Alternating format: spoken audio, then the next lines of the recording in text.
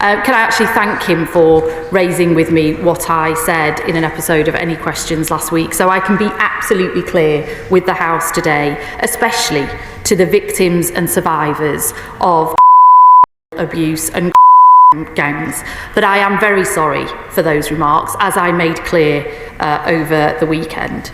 I and every member of this government want your truth to be heard, wherever that truth leads. Your truly appalling experiences need to be acted on, for those responsible to be accountable and face the full force of the law, and for justice to be served. I would never want, Mr. Speaker, to leave the impression that these very serious, profound and far-reaching issues, which I have campaigned on for many years, should be shied away from and not aired. Far from it. No stone will be left unturned. And what the victims want, first and foremost, is for action to be taken and for the many, many recommendations from the previous inquiries to be implemented in full, including mandatory reporting of child, something I have called for nearly a decade. Shockingly, these recommendations remain sitting on the shelf until we came into government last year. Baroness Louise Casey, who conducted the no-hold-bars inquiry into Rotherham, is carrying out an audit on the scale, nature and characteristics of she will be reporting soon. And this will include the questions of ethnicity as well. Every police force in England and Wales has been asked to look again at historic cases, and they will be reopened where it is appropriate to get perpetrators behind bars. So I hope the House is left in no doubt, Mr. Speaker, of my commitment to these issues and my apology to those victims for any distress I have caused them.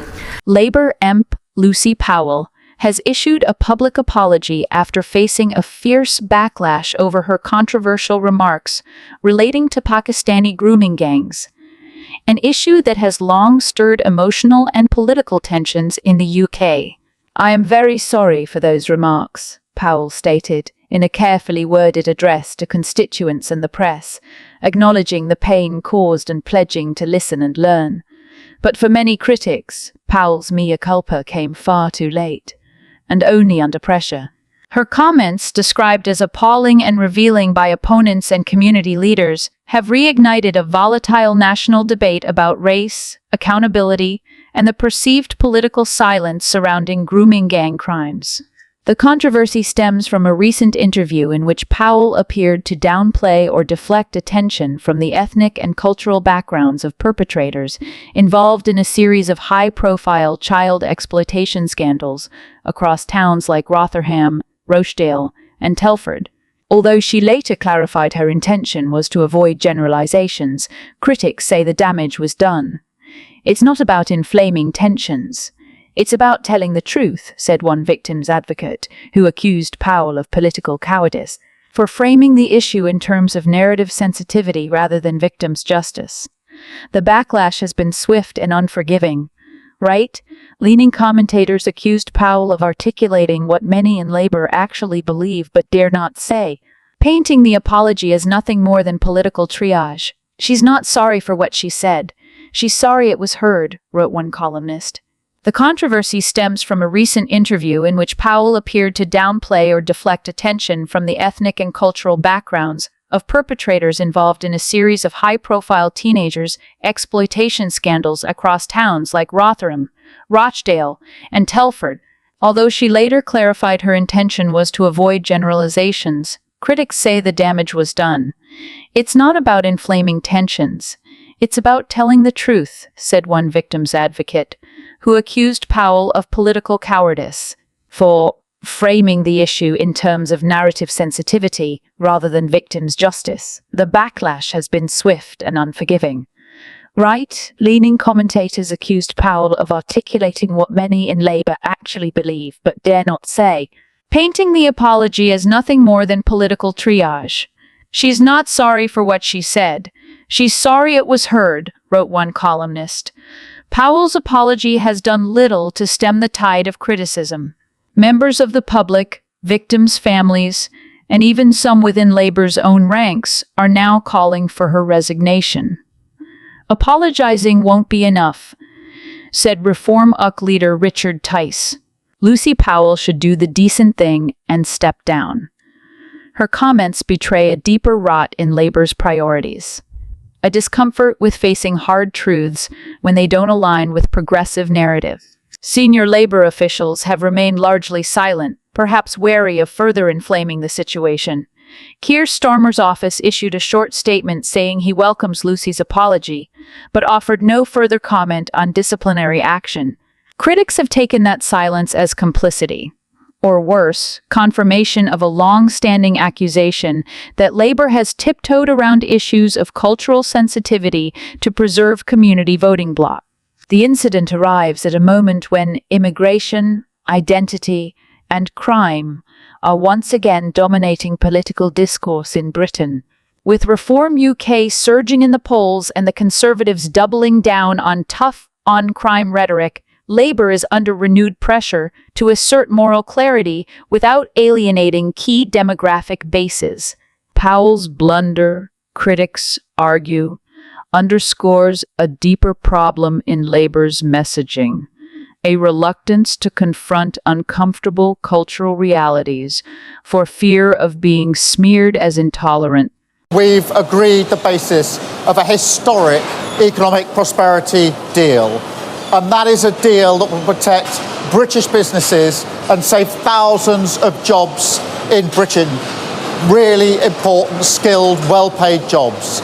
It will remove tariffs on British steel and aluminium, reducing them to zero. It will provide vital assurances for our life sciences sector, so important to our economy, and grant unprecedented market access for British farmers without compromising our high standards. And for the great British cars that you make here, that we see all around us, this deal means that the US tariffs will now be cut from 27.5% down to 10% for 100,000 vehicles every year. That's a huge and important reduction. And I know from when I was last here, how much that will have been weighing on your minds when you knew the size of the tariff that would otherwise be in place. And to get that decrease was hugely important to me. And I can tell you, my teams were working really hard on this deal, night and day for weeks. I was working with them.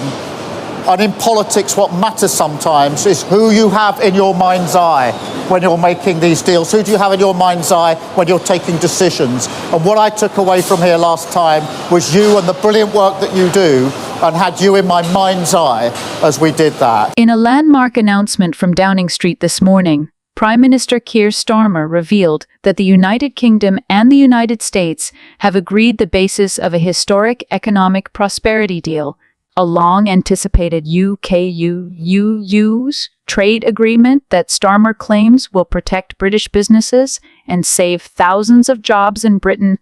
The deal, described by government sources as the most significant post-Brexit trade development yet, aims to deepen economic ties with Washington after years of stalled negotiations under previous Conservative administrations.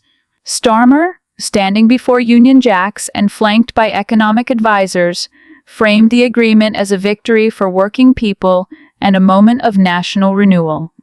"This is about putting British industry first," the Prime Minister said. "It's about ensuring that our steel workers, our manufacturers, our farmers, and our tech pioneers have access to the markets and protections they need to thrive in a competitive global economy." Sources close to the negotiation team claim the agreement avoids some of the more controversial elements proposed in earlier iterations, including deregulation of food standards or large-scale NATES access. Starmer's team has emphasized that chlorinated chicken is off the table and that British sovereignty remains intact.